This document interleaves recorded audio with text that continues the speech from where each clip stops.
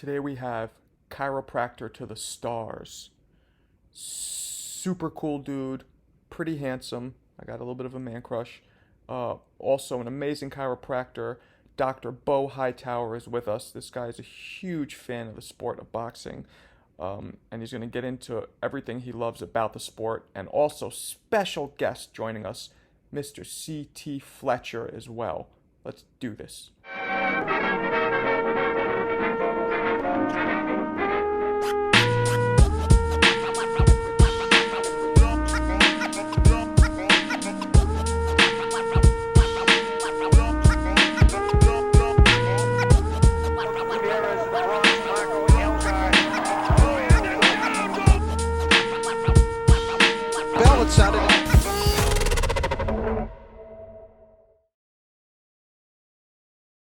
There he is. Hey, I got a special guest. My grandson. He wants to hang out with you guys. That's so cute. What's up, Champ? What's up, Marco? What's up? So, CT, tomorrow we're interviewing one of the hardest punchers in boxing history. I'm going to give you 3 guesses. I will say this, welterweight. Oh. Okay, let me give you another. He never reached the fame, the commercial fame, but he is recognized as one of the hardest punchers in history. Wow. What you said? Well, What he said? Yep. You threw me off when you said you never reached because I was, Tommy Hearns was going to be up there. Yeah. But you said he never reached. So I'm assuming. How would we know if he never reached? Okay. I'll give you another hint. He is not American. Oh, wait. Ooh. No, he is American. Excuse me. He is American. He is American. Yeah, that just shows my ignorance. He is American, but he's from an island, a territory of America. Oh, shit. Trinidad. No. No. But I know exactly who you're talking about. And I can see his face. But goddamn, he had an afro. No. This will give it away. He had a flat top. Well, yeah, that's what I meant. Julian Jackson. Yep. Yes, that's him. That is the man. You're absolutely right. Wow. Yeah, my old ass brain was having a freeze right there. That is the man. Yeah. Julian. So I didn't realize, CT, that you know the guy we're going to be talking to tonight. It's the chiropractor Beau Hightower. Oh yeah, he worked on me. Yeah, I know Dr. Beau very well. I saw that. Yeah. He's cool. Dr. Beau is cool. So I was starting the conversation with saying that a lot of people have different opinions about chiropractic work. Obviously, you've had work done, so you're heavily in favor for it. But no, champ. Now don't. He done run on a little too far there, champ. You said I'm in favor of it now. I didn't want to get it. Trust me. My son Samson is the one who talked me into letting Doc, because I'm afraid that they're gonna twist something out of place and the shit ain't gonna go back like it used to be. So I'm a little bit leery, but Dr. Beau Hightower was the best the best at it, and he takes all that into consideration. I said, don't be cracking my neck and shit, Doc, like I see you doing everybody else. He's good. My mother, she did not want anybody to touch her neck and her back. She was like nothing. Absolutely. See, I'm with her. You leave Jeremy, that alone. Have you seen a chiropractor, Jeremy? Yeah, Dr. Lalonde. I see him every once in a while. Donnie Lalonde's brother, who is he's a freaking mad genius. It's just his brother stole the light, I guess, something. But Darren Lalonde is a freaking genius, unbelievable. But I mean, I've seen it because every once in a while I'll go to. It's not a regular practice for me. I don't like people like ooh shit. Me either. Because one of them little could be a little wrong and be like effed up for life. Yeah, oops. Sorry. The thing I like though about him is he doesn't just crack back. So as you know, CT, right? He works muscles. He releases things that are trapped. And I imagine for a guy like you in your profession, CT, that's really useful, right?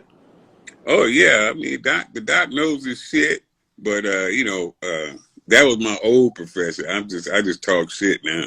Right, right. I just But around you here to probably talk shit have. to Jeremy Williams. That's all I'm here for now. Did you hear that Jeremy Williams is going to be fighting Mr. James Toney? Now you know what I did, and I'm gonna promote that shit as heavily as I possibly can on all my social medias because Jeremy's my boy, but lights out Tony ain't no joke either. So I can't wait to see it. I hope you make more money you ever made in your whole fucking professional career in that one fight because you deserve it, champ. But that's not gonna happen. But How you know? but if we can get some T.T. Fletcher money, I'll be okay. Hey, shit, I ain't got you hyping this shit yet, Jeremy Williams. Give me a chance, man. When I Yeah. get you talking shit, everybody gonna want to see the fight. There you go. Yeah. But There you on go. that, like James Toney is one of the best boxers we've ever created in this country, and I moved around with him several times, and I'm giving him his respect. He's an 8, 9 time world champion. Like, dude, no nothing but mad respect. But when we get in the ring, we're gonna have fun. It's not gonna be. I'm not gonna try to rip his head off, and I don't think he's gonna try to rip my head off. We're gonna have fun. We're gonna give a good show, and if he acts a little stupid, I'll slap him around a little bit. I was gonna say, like James Toney and not acting, that doesn't go together. He's Yeah, gonna be who he is, yep. and then That's Yeah. Jeremy is gonna come out of you. That beast is gonna come out of you, and it's gonna get interesting. Yeah, but so I know this for a fact. James Toney has almost never went down. Never. So No. me at 49 years old, think I'm gonna drop James Toney. I punch hard. Don't get me wrong, but like he's been with guys punch harder than me, and they did nothing. So I'm just going. If at the end of the day, it's gonna be a beat up and then shut up. That's what it is. Wow, I Yeah, think so too. A beat not up and I then got, shut up. I got his. Now we moved around many times. When I say moved around, we sparred many times, and whatever reason, I got his number. Oh, Oh, Ooh. and you and know I What year was this, Jeremy Williams? What year was this? um 2010, 29, 20. Wasn't that long ago? Yeah, wasn't that? I thought you were No, talking about 1972. and but like people that were at the wild card when that day happened, the whole gym was quiet. People they still talk about it today. Yeah, and what? it's not, Yeah. it wasn't like I'm beating the brakes off James Toney. It's like we were going back and forth, back and forth. It was it was even. So when I say even, it was whatever. But if it said it was even, but I won. But you know what I'm saying? He would say it was even, but he won. Well, no, James would say fuck that, I won. Well, Like, you're gonna win, and do you know why? Because guess who you have in your corner for that fight? the guy. Oh, the, yeah. I'm just gonna try and cut your eye just for no reason. Or like, legendary or like, and boxing historian. You got Marco in. But let me see. Let me give you a little test before I get off of here, Mark. You made me miss. Now it's your turn. Give me Joe Frazier's nickname before he was smoking Joe Frazier. Oh oh, fuck, I don't know. Oh I didn't. dang, I that didn't was even know. easy. What was it? The Slaughterhouse Kid. So let me who tell you Joe Frazier's story. There's this guy in my gym, right? He's an older dude. He's from Philly originally. He's a lawyer. He used to go box. I think Joe Frazier had a gym in Philly, right? We're Yeah. talking in the '80s. He's already retired, and he was there one day. And Joe Frazier, there's this fighter who's doing the speed bag, and Frazier comes over and he goes, "Nah, man, that's not how you fucking do it. This is how you do it." He goes, "Step aside." So he starts hitting the speed bag, and as he's doing that, a gun falls out of Joe Frazier's waistband and shoots the dude in the leg. The fighter. Oh man, what? damn, Swear to God. So damn.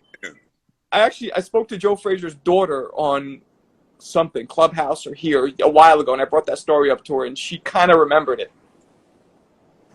It's That very possible. Very possible. I had a what good time. We went into Turner's. He wanted to pick up some bullets for his Derringer. It fell out of his pocket, shot a guy in the elbow right in the store. Damn. Yeah, it can happen. It can definitely happen. what'd you CT? What'd you think about the Pacquiao fight? You know what? I was hoping you wouldn't ask me about that because Why? I did. I was watching UFC. Sorry. You didn't watch it? No, I was watching UFC. Oh. Yeah. I know. I should be kicked off the boxing, the boxing panel. But Well, let me ask you this: if he would have been fighting Spence, would you have watched it? yeah, I probably. That's a better fight. Yeah. Nobody knew Ugas. But I got a better question. What is your record bench press, CT? Officially it's 650, but I did in the gym 705. Oh, But I missed it in competition 705 2 times. Fuck. how the fuck do you even pick up 700 pounds?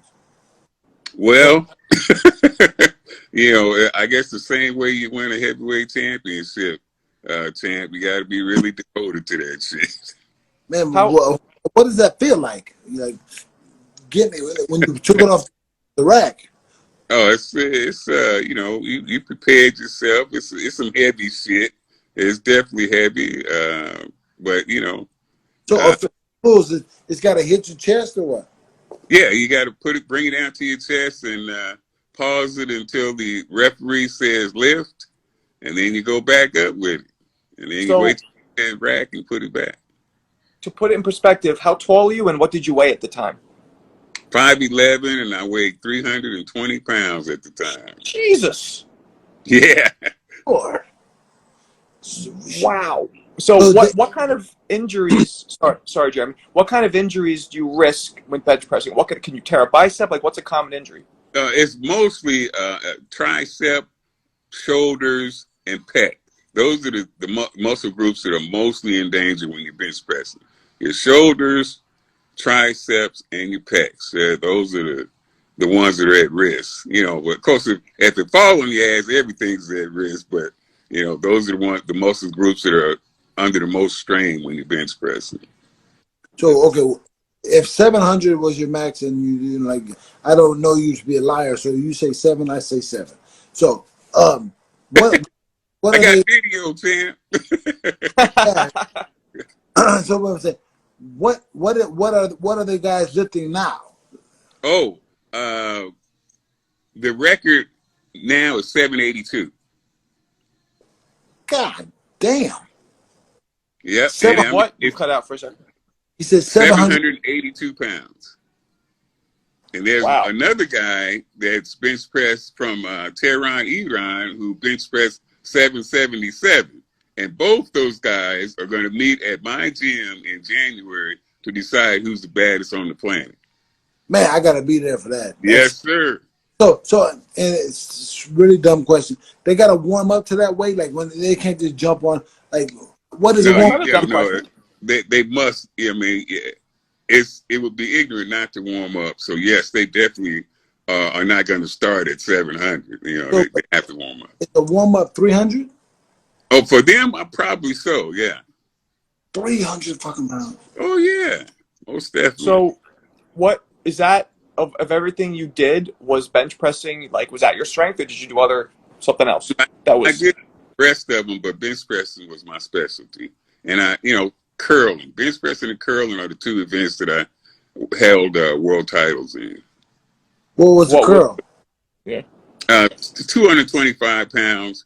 But what makes the curling special is you have to do it up against the wall with your head back and butt touching the wall. So that you don't have any right. No body movement whatsoever. No body movement. Good Lord. What is Junior lifting now? Because I know he's strong as a freaking out. Yeah. Junior's on his way. He's pretty close to a 500 bench press. Ahead of my pace. When I was his age, he's stronger than I was. Shit. How old is he? 26.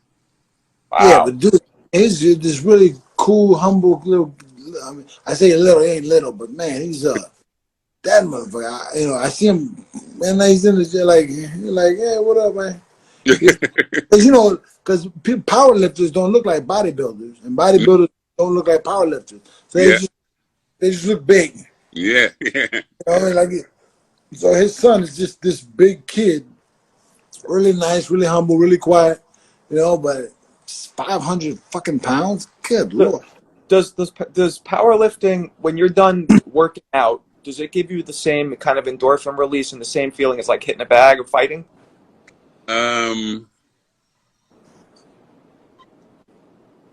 that is a damn good question, Marco. And I've done both, and the high is close, but it's a different type of satisfaction from knowing that fighting is a different animal. It's a different animal. I mean, being strong is one thing, but being able to defend yourself or your loved one, or it's a different animal. But in this, they both give you a sense of confidence.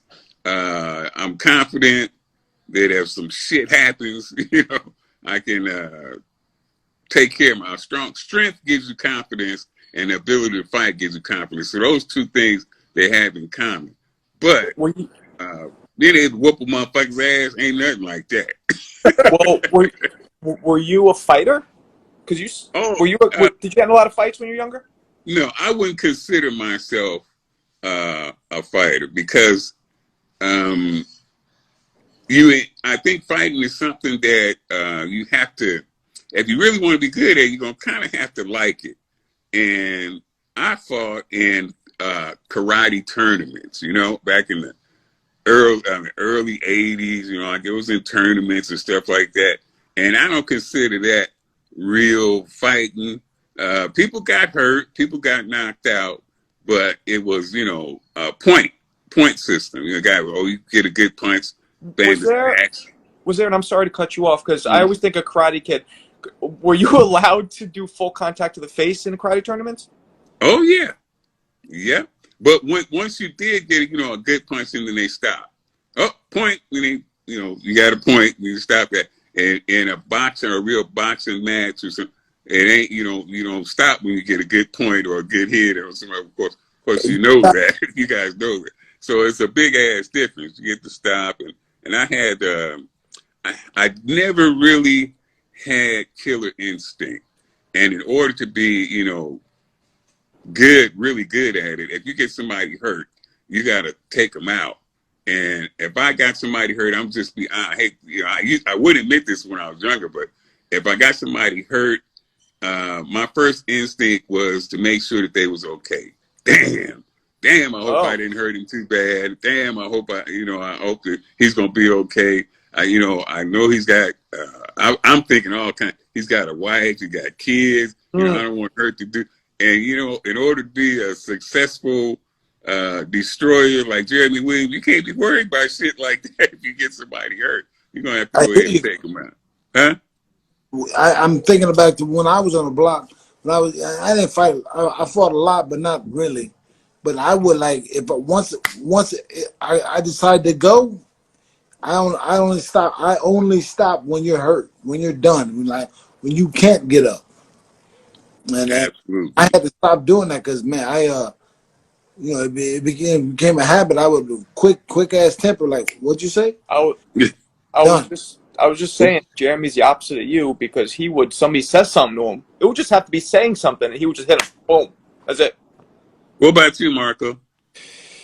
When I was younger, I got into a lot of fights, but I'm talking like junior high school, up to about junior high school. And then once I started boxing at 13, there's not that many street fights for most boxers, I feel like. Right, Jeremy? Yes. After a while, your hands hurt. Right. And also where I grew up, in New York, you kind of pick your battles, because when I was coming up in the 90s, carrying guns, jumping people, all this shit, it was very few fair fights. You know what I mean? So, you know, but no, I had a temper, but I also knew like words didn't bother. Like I wasn't like Jeremy. If somebody says something, if somebody touches me, or if I feel like they're starting to violate my space, that's one thing. But words, no. Now, I had an exception to the rule. I felt like if you were bothering somebody in my family, then I could try to kill your ass, and I wouldn't have any remorse. Yeah. What do you say, Jeremy? I said, hell yeah, it's a green light if you mess with the family. Oh yeah, then I would have no remorse. I would have no remorse, and that's why I wouldn't think about nothing but trying to kill your ass. But that's the exception to the rule. So I'm looking at him right here. Hold on. This guy, he's 17 years old. His name is Hendoso. He's benching 315.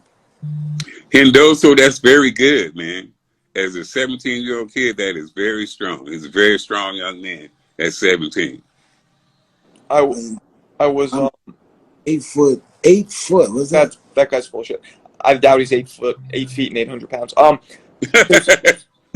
Yeah, I was thinking about this earlier. I was watching.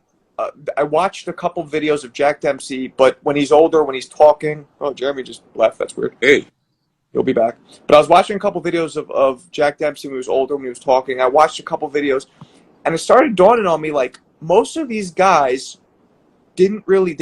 They had no neurological issues. Like they weren't punch drunk, nothing. They were totally clear. Yet they fought in a time when the fights were lasted way longer, way more, way more. You know, what's the word I'm looking for? Frequent. Why do you think it is? Oh man, the only explanation that I can give you, Marco, is times were tougher and the men were tougher too. That's the only thing I can think of, man. They a lot of them escaped to boxing to get away from something that was much worse than, you know, the trauma of boxing. I mean, those guys fighting, they would fight every weekend. Some of them, you know, every weekend they would be fighting. Joe Louis' schedule, I mean, Sugar Ray Robinson's schedule, 200. Who has 220 fights? You know, that's right. So why do you think that none of them suffered any kind of, effects neurologically of getting hit so much? When they got hit, it seemed like way more than some of today's fighters who exhibit a lot more effects. Well, Sugar Ray Robinson did. I mean, later on, you know, you could tell when he got older, he did suffer from the effects of his. But you're right.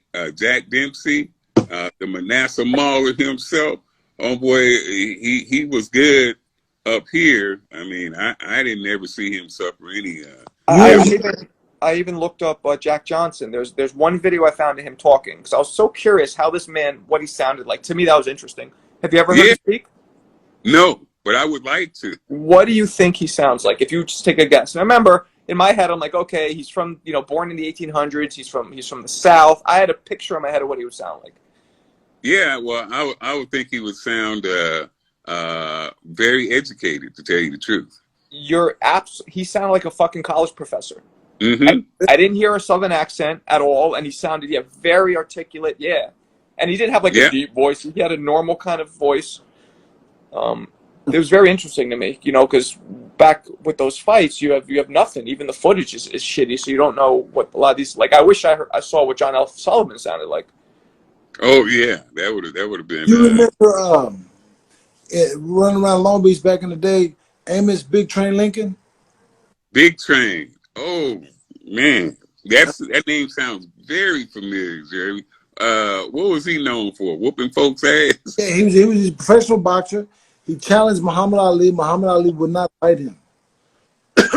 Wow. Yeah, that he was a friend of my father's, and because we were talking about speech impediments and stuff, and he's had so many professional fights, and he was older. He's probably I guarantee he's dead now. Amos Big Train Lincoln, he was the first fighter I've ever met in my whole entire life that was punching. Oh, really? Yeah.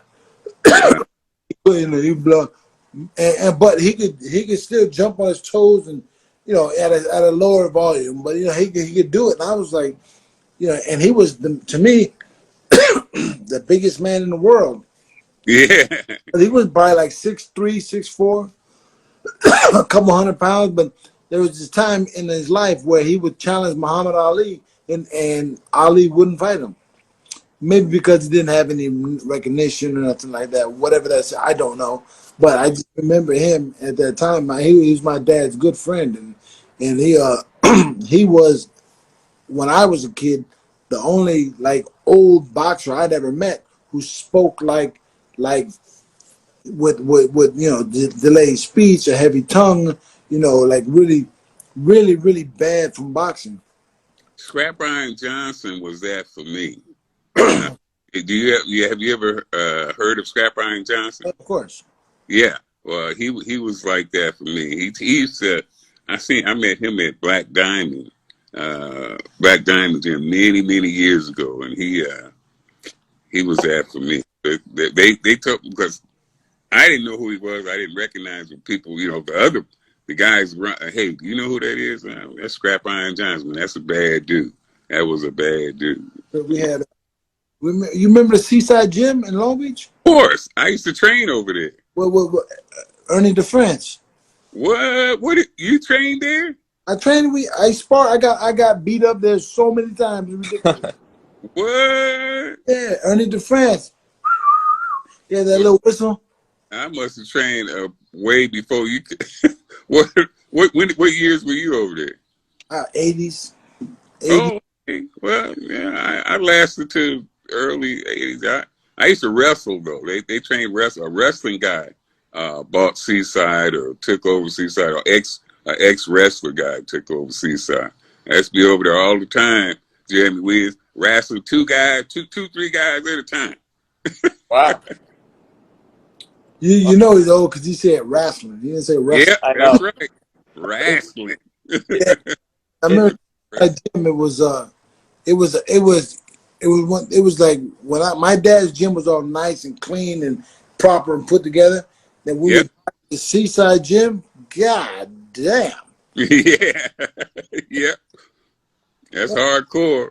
But see, the way you look, your dad was, your dad was, man, Mr. Williams, like, he was it for me. I don't know how, was your dad a pro also? No, my dad was, he never fought. My dad never fought. He fought What? street fight. He fought on the street, and he just had this amazing ability. So, like, if he saw somebody do something, he could do it athletically, right? Yeah. Athletic. My mother taught my father how to read, because back in the day, niggas don't read. Oh man! So in the South where he was from, they don't read. There's a comment here from Cato Hinson. I don't know. He said that, and I know what he's talking about. He said that Chris Bird told him a story, Jeremy, about you in the mall, in the Colorado Mall. You know what I'm talking about? Yeah. Do you want to tell it? Man, so I'm in the mall, and this is when CDs, when you get a CD and you flip it over and look at it, like, oh, this got a song, You're about 17 years old, right? 16, 17, and I'm in the mall, and I'm looking at the CD, and then I pull some money out of my pocket, like, do I got $10 for whatever it is, and some dude come up over, like some wannabe Colorado gangbanger walks up on me, and I'm straight out of Long Beach, and we looked over, he's on my shoulder, he looked over my shoulder like at my money or whatever it is, and I look back, boom, I hit him so hard he fell over into the CD case, and then I gave him a couple more, boom boom, and then that was it. Well, the way Chris Bird told it too was the guy got up after the first punch, and I think Chris was like, "Don't get back up," and then he hit him again, and his body was just ping ponging along the store and just breaking everything because Jeremy kept hitting him, and the guy was just like, doo, doo, doo, doo. Yeah. And he didn't actually say anything to you. Hey, imagine some dude on your ear, on your shoulder, looking over your shoulder at your handful of money, $12 or some shit. I ain't got Well, no money. I think this guy Cato, if you could support this statement, I think the guy said to you something like, "Yo, that's a lot of money." Like he said something. He didn't just look. I don't remember. I don't Yeah, remember. It didn't matter. He got a little too close. Yeah, I remember that fight, man. I laid that mother effer out. But then, it's another time where, like, imagine you 16, 17 years old. You're the baddest fighter in the country at your weight. And you got a little chip on your shoulder. And this guy come over there, monitor, like, knocking your chip off your shoulder. Man, I'm about to kill this motherfucker. And then they were in Colorado and gangbanging. Like, we gangbang in Long Beach in California. And you come to Colorado and they got these other post gangbang. Yeah. Gangbanging is in LA. It's not in Colorado. In my version of my world. Right. They ain't the real gangbang. They just imitating gangbang. I ain't seen Compton Boulevard. I ain't seen Long Beach. 3 years. Imitation gangbanging over there. Right, man. Fuck. This is kind of off the topic, but back to when I was watching Jack Dempsey talk. This must have been right after Ali at the time, Cassius Clay fought Sonny Liston. So one of the questions from some of the audience was, Mr. Dempsey, what do you think about the recent fight with Cassius Clay and Sonny Liston? And Dempsey kind of just stopped and he goes, the guy said, what do you think about the so-called fight? I guess it was the one where they thought that he threw it. Yeah. And Dempsey goes, I won't even dignify that. And it hit me how racist obviously everybody was racist, but it was like, fuck, because to me, not only was it racist, but it was also stupid because that punch to me clearly landed. I don't think he threw it at all. Do you agree? Yeah. I agree with you. Definitely. It landed. Yeah, definitely. A hand can do just as much damage, probably more damage than a long right hand. And it is. And I wonder what it was, but probably just because Ali was so outspoken, people just wanted him to lose. Didn't matter. Yeah. I think said everybody comes to see him.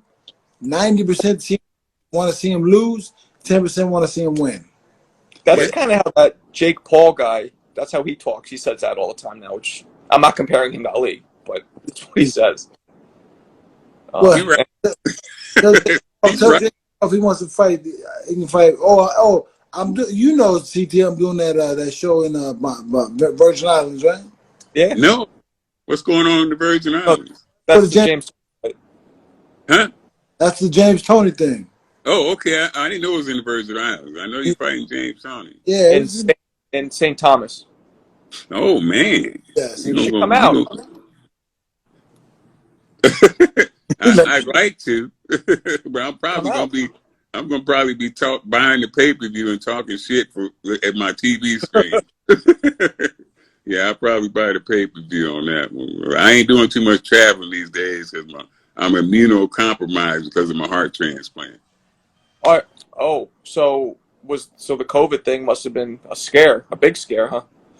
Yeah, it was.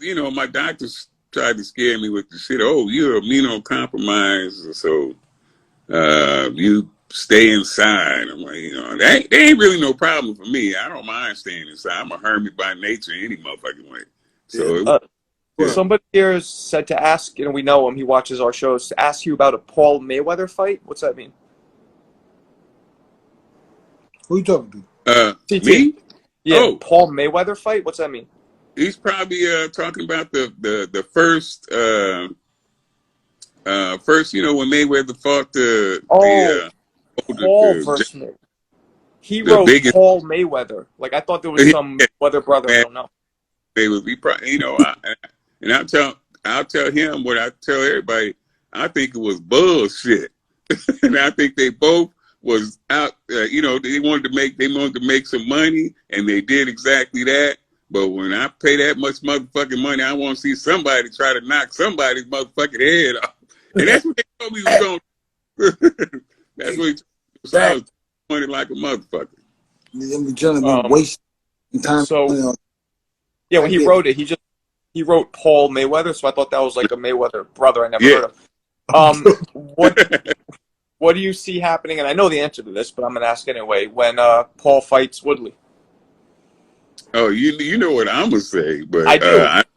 I don't know what Jeremy is gonna say, but I think Woodley is gonna get his ass, but I don't know what Jeremy is gonna say. I think Woodley is gonna be he's too much of a real fighter, even though it's not a pure boxer, but I think he's too much of a real fighter to let this kid whoop him. I agree with that. So You got a frown. You got a frown on your face, Marco. Why you frowning up, man? no, I'm not frowning. I was thinking about Ellie Seckbach. So he was interviewing Jeremy recently, and he goes, "Hey, I was talking to Jake Paul's trainer. I forget his name, and I asked him who does Jake Paul remind you of?" And Ellie said, "This it's on YouTube. You can see it." That's what. He said the trainer goes, "He reminds me of the young Jeremy Williams." Oh shit! No, That's why I was frowning. You should have been insulted, Jeremy. Oh my God, a young Jeremy Williams. Shit, Jeremy Williams was killing every fucking body, knocking them flat when he was a young dude. What the fuck is he talking about? This motherfucker is high. Have him on the show. Let me talk to him. La mano izquierda todo. Jeremy, was you insulted when you heard that shit? Because I'm insulted, and he wasn't talking about me. My report was something in the fact that who the fuck is Jake Paul? That was the first reaction. He want to fight like me, motherfucker, fight me, and we'll see how good you not look like me. No, he ain't gonna do that. These YouTube guys, they're fighting really selected guys who are half whip boxers, shit like that, or they're making backdoor deals. Hey, let's just go 6 or let's go 8. Da da da.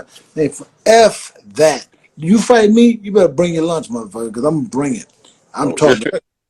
That's exactly why they not gonna fight. Exactly. They know that. That's so scary. I don't even know what it means to bring your lunch, but it's terrifying. You'll be there for a while, man. You'll be there. I forgot your answer to this, CT, but how do you see Wilder and Fury going? Oh man. Well, I like Wilder a lot. I like Fury a lot. And if Wilder hasn't learned anything, if he remains a one-trick pony, which is to, if you don't knock your block off, then you got a good chance. If he remains that and doesn't learn boxing skills, bobbing and weaving, side stepping, if you don't learn how to do a few of those things, some footwork, you don't add some footwork, then it's going to be the same outcome. I hate to say it, but it's going to be the same. But if he has, and he's young enough to do it, if he has added those tools to his arsenal, where he can move and bob and weave and miss some shots, instead of just standing there, as a fucking target like I would be. If you can get that head off the center line and move, then he has a damn good chance. Well, I guess if not, if he haven't added anything to his arsenal, if he's the same one, he's gonna lose again. Who's training Wilder? Malik Scott. So this was what I was going to follow up. He is doing that, or he's training to do that. Wilder is training. Malik Scott's training him. He's putting out some videos. I guess you haven't seen them, where he's trying to punch, trying to move. But the question is, can somebody switch their style up completely that quickly? He's Jeremy. I see Jeremy say, "How long has it been?" But Jeremy, he's so young still, man. Yeah, but he's been fighting his own style his whole life. No, and it's never been. There has never been a fault to him except for one time. So yes, he will learn some new things. Yes, he will change a bit. But when he gets in deep water, he's gonna go right back to the way he knows how to swim. Guaranteed. Spoken by a veteran. You're right. Go right back to he knows. Although Wilder. So you're predicting a loss. I am. What about? It's a good fight, but at the end of the day, Wilder is the English cat. No, Wilder's The black Fury. Yeah. black dude. I mean, he's solid and good, but he's a one-trick pony. If he don't knock you out with that right hand, what you gonna do? 99.9% of his knockouts are with the same hand. Marco said he working on it though, champ. Yeah, I mean, Malik Scott is really good. I've known Malik for years. He's really good. He's really slick. He's got these moves. But Malik Scott is a phenomenal athlete. Now, you can put him on a basketball court and he'll play basketball. You can put him on a baseball field, he'll play baseball. You put him on you can put him. He can go out and dance all night. You know what I mean? We don't know that about Wilder. Is he an athlete or is he just a fighter? And if he's just a fighter if he's just a fighter who can't adapt and change, and if he don't accept change, it's never gonna happen for him. And but has he ever tried to change up until this point? There's no need to. We spoke. What for? It's a need to now because he lost last time. He definitely has a need to. CT, we actually spoke with Mark Breland last week. Yeah. And I don't think Mark Breland has talked about this at all. I think we might have been the first people. He talked with us briefly. He just said Wilder wouldn't listen. He's like, he's like, what can I do with somebody who doesn't listen? Oh, shit. And you remember how dirty they did Breland, accusing him of all kinds of shit. Yeah. Which was, in Mark's opinion, all bullshit. Oh, yeah. Out of his mouth, he's like, it's all bullshit. I didn't do it. I wouldn't do this. I wouldn't do that. Hey, I wouldn't. You know what? They're just trying to clean. They're trying to make me look dirty so they look clean. Man. Yeah. Mark, dude, man. Mark said he's hard headed, and that's hey, Dr. Beau is here. Hey, this is man CT. Dr. Beau Hightower, how are you, Doc? What's up, my brother? How you living? Man, I am blessed, and I'm finna get the hell out of here so y'all can have a conversation. Good to see you, Doc. Good to see you, brother. Marco, I'll see you guys later, man. All right. Good talking. Did I chase CT away? What happened? Huh? I chased him away? Nah. Chase him away, Doc. I think he's with his granddaughter or something. Yeah, I realized that you had worked on him. Funny enough, it just hit me. Oh yeah, CT's the homie, man. I love CT. So where you inspiration? Where are you out? Where are you out of? Oh, we're in New Mexico. We're in Albuquerque, New Mexico. Mexico? What the hell? Are you Mexican? Yeah. ¿Habla español? Sí. No, you don't. Pero a veces es mi idioma segunda, sí. Oh, there we go. So, where? First and foremost, let's start from the beginning. Where did you grow up? Yeah, I'm from Albuquerque, man. I was born and raised in Albuquerque, New Mexico. Lived a lot of places over time, but back in the land of entrapment. So I've been back here for 9 years now. And I guess this was so you have one of the fucking Marco. We've got to produce. We have to tell these people who this guy is. They don't know. I'm getting there. Don't get there. Get right there. Okay. So let me ask. So this is part of it. So it's Dr. Beau Hightower. So my main question, you have one of the coolest names I've ever heard. It's like a superhero name. Is that your given name at birth? Yeah, that's my given name. Fucking so cool. We were talking about it earlier, bro. We're not jealous or nothing. A little bit. Like Beau. Beau isn't short for like Bobby? Beauford? No, it's just Beau, man. Beau. God, it's so fucking cool. And you look like a big dude. How tall are you? On a young day, 6 foot, probably more like 5'10" and a half. Okay. 225, 230. So Beau is a chiropractor. He's a chiropractor to all the stars and everything else. If you're looking to get yourself worked on, I don't know, do you travel? Do you this, that? Yeah, we travel a lot, man. Yeah. Does athletes, entertainers, and regular people for a small fee.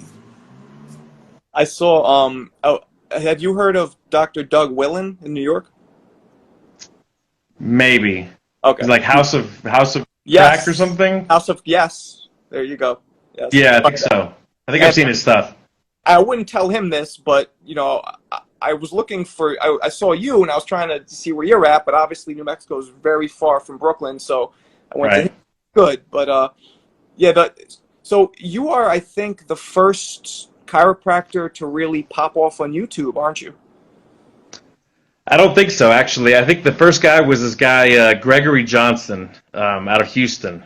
He's a country dude. He grabs people by the towel. You seen him? Yes, and you had him Yeah. on your thing, right? Yeah, he's the first guy. He was doing it like 7 or 8 years ago. So I just started doing it like maybe 2.5 years ago. Wow. So I'm like in the middle. Like I was later to the game than some of those guys, but now everybody does it. So I was blessed. I was really lucky to get the timing of it, like right when they did, and then just pumping the algorithm, trying to figure out what works and what doesn't, and it's been successful. Yeah, well, the thing that you do, which I think is, I kind of liken you to the guy, I forget his name, who does the Hot Wing show, the Hot Yeah, Ones, Sean Evans. because you're an excellent interviewer while you're working. You know what I mean? And I think that's what really the appeal is. And for you, it's harder because you're actually working. Evans isn't. He's having to eat wings, but do you think that's what contributes to the success, or what do you think it is? Yeah, I think it's definitely part of it. One of the things I realized early on is like there was a weird ASMR thing with it. Like people were like going to sleep watching these crack videos, and obviously I knew the timeline on that would run out eventually, right? So like there's only so many ways you can crack a body. So how can we keep this entertaining for longer periods of time? And one of the ways was to morph it into a hot wings kind of entertainment show, to where you get somebody like Evander or Ludacris or whatever, and then you're interviewing them and you hit a trigger point and they make the expressions, and it kind of hits a lot of different bells of entertainment at one time. Oh, I find interesting is I looked briefly today. That's a constant argument, right? I would say 26. 26. You'll see people say 34. You'll see people say all kinds of different numbers. So technically speaking, right, you have 7 cervical, you have 12 thoracic, 5 lumbar. So if you want to be super technical, it's 24. You'll hear people say then sacrum and then coccyx. Sacrum could be 5 units fused, plus coccyx could be 5 units. Yeah. So what is the biggest, like, the most average complaint people have about their back, or is it because they squat over too much? And what is the most average complaint that you get? Oh, shoot. I mean, I treat a lot of extremities, but with the spine, it's lumbosacral or like SI joint dysfunction is probably the most common. Yeah, right. SI, right. Yeah. So that's probably the most common thing people deal with.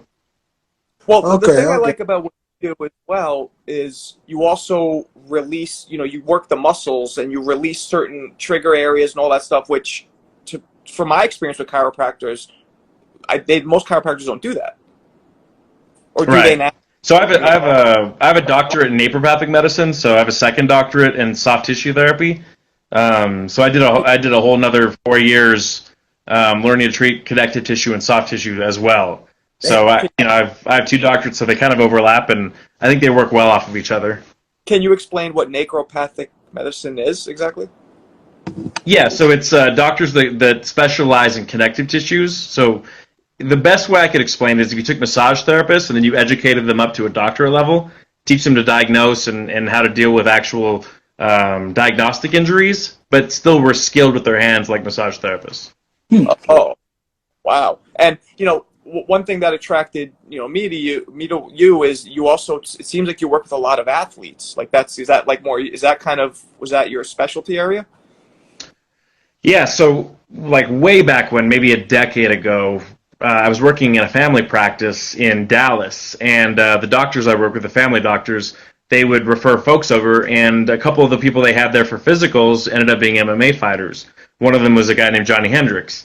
So I started working with him right before his championship run, and his whole team basically started coming in, and so I became the team doc for Team Takedown in Arlington. And after I left them, I went to Ohio. I lived in Cincinnati for a minute, I came back to Albuquerque, which is kind of the MMA mecca, and I started working on a few fighters, local fighters, Carlos Condit, Diego Sanchez, Austin Trout, a few other local people. And then basically at the time, Jackson Wink had everybody in MMA was there at the time. Frank Mir, Alistair Overeem, Andrei Arlovsky, Tim Kennedy. I mean, literally, it was one of those things that like everybody was there. And they were building a new gym, and so I was treating Greg Jackson and Mike Winklejohn. And when they built the gym, they asked me and my team if we would come in and be part of their facility. So now we take up basically the whole second floor of the gym. If you look out my window right now, there's 2 octagons down there. People are sparring. So we're in an MMA facility. And then we have another office at Extreme Couture in Las Vegas, too. So, our team out there takes care of, Francis Ngannou, Misha Tate, all those folks as well. Wow. Do you have a background in playing kind of sports in high school? Did you play football, anything? Yeah, I played football all the way through college. So I played University of New Mexico. I played linebacker till I was 22, I guess. And I wrestled for 8 years growing up, and so quite a bit. That's cool. Did you ever box? You ever box? Oh, not really. Like we had AMI nights in college and stuff like that. I've hit mitts with the coaches here, but I've never actually done any sparring. All right, so next time I go to New Mexico, I'll move around with you. Okay.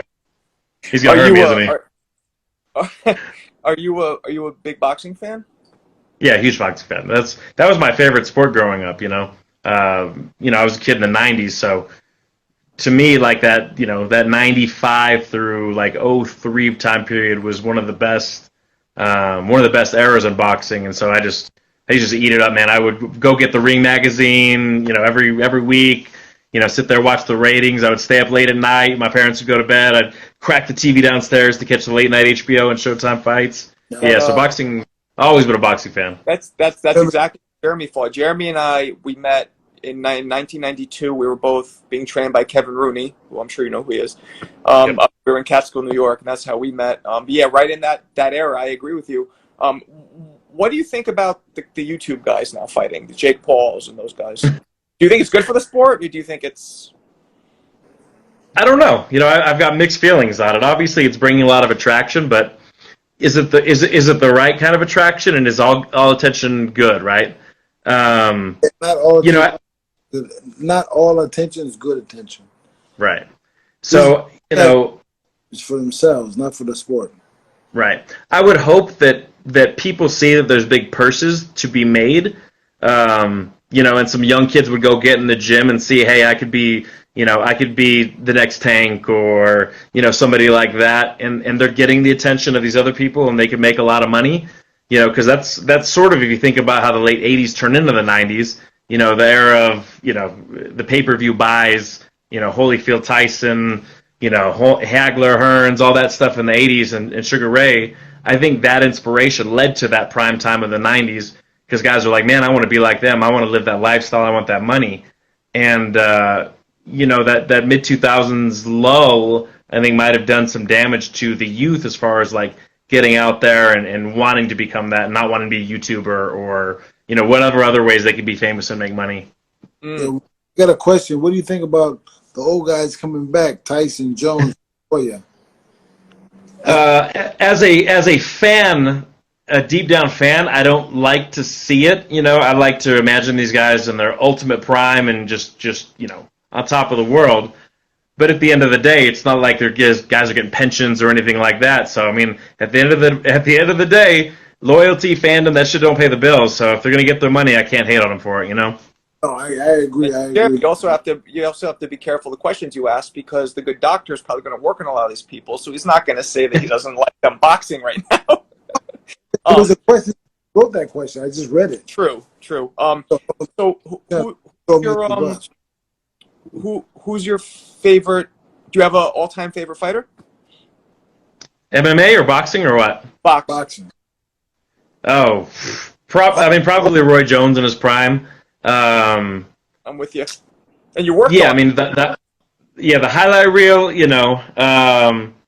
Sugar Ray Leonard. Huge fan. Huge Lennox Lewis fan. Growing up. Yeah. Hey, how I old mean, are you? not growing up. I guess I was in college already. Yeah, how old are Uh, you growing up when Lennox is fighting? I'm 38. He's a baby. So So that's what I so said. what was it? Kind of was it? I don't want to say starstruck, but when you worked on Roy, was that kind of like whoa, or no? No, it was cool for sure. It was really cool. Yeah. Such a down to earth guy, super chill guy. He let me sit in his throne and everything, man. But yeah, it's really it is cool for me. Like I work with stars now, but when I work with people that I really used to like read magazines about when I was a kid, whether it's Evander or Roy or like Flex Wheeler or people like that, or even like I just did one with Diamond Dallas Page, who I was a big fan of. Like that's Wow. for me, that's pretty cool. I like it's a surreal like childhood thing in a way. I think. Compared to working with like Bobby or Sheamus or people like that who are more my age, That Uh-huh. makes sense. That's cool as well. Yeah, yeah. Yeah. So it's super, You super walk, cool. there's one of the guys you saw on TV. Oh shit! How you So doing, man? so That's a Yeah. good. Jeremy, I'm sorry, Jeremy disagrees with us. His favorite all-time fighter is Marvin Hagler. Now, I think Okay. Marvin Hagler was great, but I think Roy was, like you said, the highlight reel. Nothing touches that. Nothing. Yeah. Nothing. No. I mean, nobody's highlight reel is Roy Jones. Not Tyson. Nobody. No. Uh, Now Yeah. he's making the faces. Am I saying he was the most technical boxer of all time? I mean, when the speed was gone, obviously that proved to not be the case. And everybody's got their matches that they struggle with too. So I was high on the Shane Mosley boat, in the late '90s, early 2000s, and then you run into a matchup, and you run into a Vernon Forrest or somebody like that, and the guy's got your number, man. Man, Vernon Forrest has been a friend of mine. Rest in peace. I love that dude. I met him when I was 14 years old, man.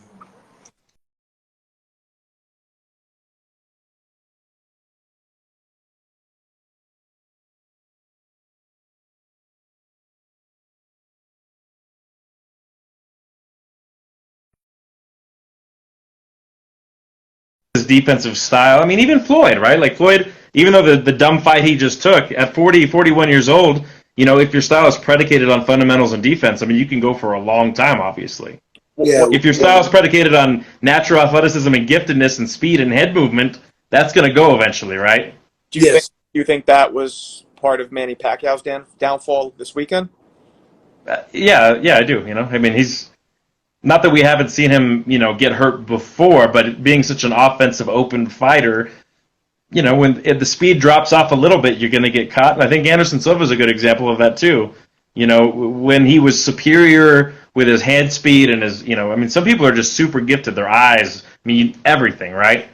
But Father Time is undefeated, and eventually, once that slows down a little bit, Wow. Well, I don't know if you probably didn't hear yet, but Jeremy's going to be fighting James Toney in an exhibition in a couple months, there you go. which Hey, is it's fun. I'm not like looking to rip somebody's head off. It's just fun. Go see, go get the chiropractor and get my back straightened. Hey, There we go. here's the question. What you got? That there are certain chiropractors or certain parts of your body that you can, like, after you finish the massage or the chiropractic situation, like, then you have to go to the bathroom. Is that right? Yeah. I mean, yeah, really. like, you piss out Yeah, of. so like I've had patients. I don't generally work on like pregnant patients, for example, but I have some friends like that they were late on their pregnancy and they were having a lot of lower back pain, and all we did was like deep tissue work around their sacrum to get that tissue to relax, and they went into labor like 3 hours later. And I've had that with myself as a patient, and then other people too. That like when your back is really hurt, and sometimes bowel movements are hard, like the tight muscles around all the organs, like you can't go to the bathroom. And as soon as you get that tissue to relax, you don't have all that pain and that pressure pushing there. All of a sudden, you got to run to the bathroom and, let a number two go. And basically you're evacuating the toxins you were holding in your body the whole time. The See, Marco, tissue I'm sorry, the tissue that surrounds your sacrum, you said? Yeah, so like basically anything around the glutes, the hips, any of that stuff, like there's so many muscles in that area. When you're spasming, they'll all tighten your psoas, your multifidi, and that pain response can kind of constrict your colon, all those areas. Would lower back or sciatic pain do that? It can. Not always, but it can. Wow. wow. Huh. Um, Huh. So do you see normal clients, like normal people now, or is just at this point? Yeah, I see normal clients, but no new patients, no new friends. You're busy. I mean, that's a good thing. Yeah. So all the rest of my team still, I've got 12 doctors that I've trained that work with me. They still see new patients, but for me, it got to a point where it's getting a little weird. Like, people would come, they would just drive and show up in my office and be like, "Hey, I'm here to see Beau," or they would just come in my room. I had to take my name off the door and everything like that. They just come in and sit down, and so the internet fame is good and bad. And in this era that we're in right now, I mean, if people think you have a couple bucks and they say, "Hey, he touched my thigh funny, pay me 10 grand or I'll go to the media," we're in an era where unfortunately you have to really watch yourself and protect yourself. And for me, it's like, I know all my patients that I've had for a long time. They know me as me. These people that are finding me on the internet, Facebook or YouTube, they don't know me as me. And unfortunately, I have to protect myself and, protect the things that I've built as well. So it just, I never thought, I saw that the one video I think that had either the most views or the second most views of yours, what I thought was interesting was it was a guy at a barbershop. And I'm curious, why do you think when you have all these celebrities, this guy is not famous, if I'm not mistaken, right? Why do you think that one has so many more views? Juice, so that's my boy Juice in Miami. He's the Marlins barber. So Okay. he's fairly well known. He had the Jinter trading card. He actually has a shop in the Marlins stadium. Okay. So pretty much any big MLB person has been cut by Juice before. He was actually cutting me up for my wedding. It was the day before my wedding, and he was giving me a haircut. We were getting married on the beach in Miami, and I had my videographer for the wedding, and he was like, "Can you work on me?" I said, "Hey, let's film it," And so I worked on him right there in the shop, and there's something about a Cuban barber shop. Obviously, we're drinking Cuban coffee, and there's a lot of characters in there. So there's a lot of energy, people talking shit to each other. So just the all the dynamics of it, I think, is part of what played into that. Okay. So and he has an epic beard. Okay, so yeah, he has a great beard. So you proved me wrong with that one. But I think the number one views was just I think a woman who it's just extremely loud cracking, right? She's not. Yeah. So what do you think that is? Just the effect of the loud cracking grabbing people? I mean, my audience, there's a few different parts to it, obviously. So there are people that they get a senso whatever effect from watching other people get out of pain.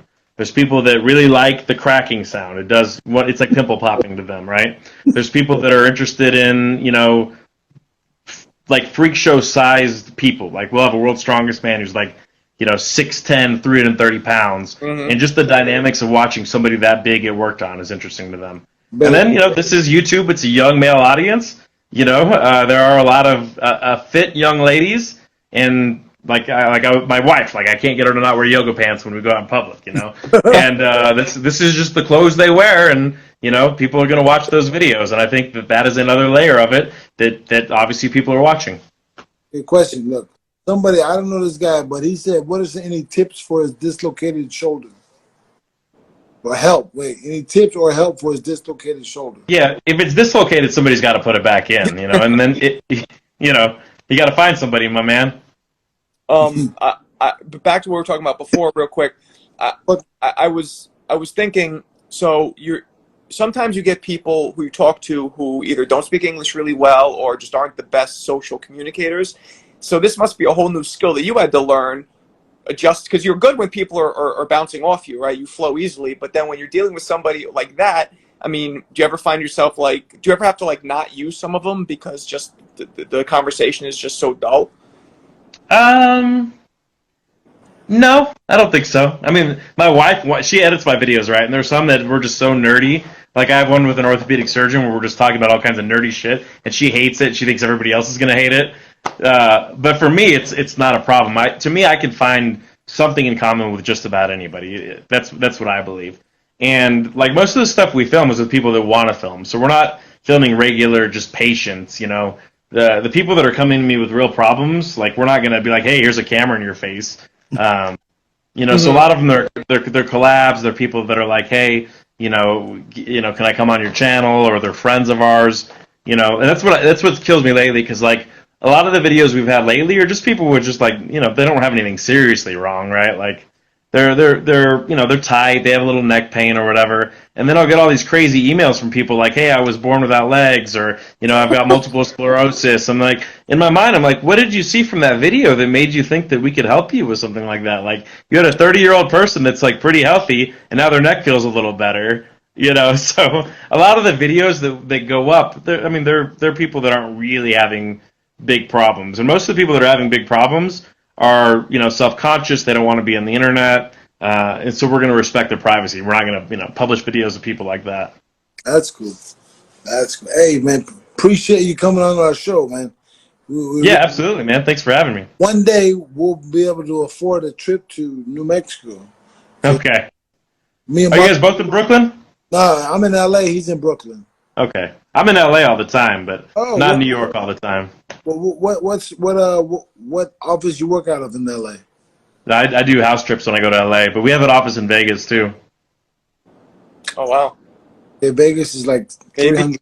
Maybe before the James Toney fight, we could hook up a little something. Yeah, absolutely. Oh, we'll be in touch, man. Thank you for talking. What can I do to make myself taller? You mean as tall as you're supposed to be, or taller? Shut up, motherfucker. Well, yeah, I know. I've got the boxer's arch, but I'm trying to keep it. Because my whole life I've been like this. So I'm trying So generally speaking, like most people with that, they need to get their upper back adjusted. They need to really loosen up the tissue on the front of their bodies, and then and stretch it, and make sure you're moving once you have that open, and then do specific strengthening exercises for the back. So you have to put like 15 minutes of PT a day, like into that, to make a long-term difference. Right. I got a friend named Lars, whatever, Whalen. He's his dad used to always hit him. This guy's got the most perfect posture. We used to call it the fork treatment. If you slouch over, your grandpa would come over and stab you in the back with a fork. That's probably what his dad, because he's a jiu-jitsu guy, and he's one of the strongest guys I've ever met in my life. Lars, motherfucker, strong. He's way stronger than me, but posture is freaking ridiculous. He's like every time I'm like, dude, put your chest in. He's like, I can't do it, man. My chest is way stronger. Yeah, he's that guy that's alphaing everybody all the time. He's got his chest out, arms wide. Everybody. Most boxers tend to, we're very rolled. The shoulders are very rolled forward. The neck's forward. It's shitty. Right. Yeah. Ironically, they have the same posture as somebody that's on a keyboard all day. Really? Yeah. They're doing this. Sense. That makes sense. Yeah. I'm trying to keep my height, man. So I'm just. You're getting old. Shut up, motherfucker. Hey, thank you for your time. We appreciate you, brother. Thank you. Yes, sir. I appreciate you guys. We'll talk soon. All right, buddy. Take care. All right, Thanks for having me on. My pleasure.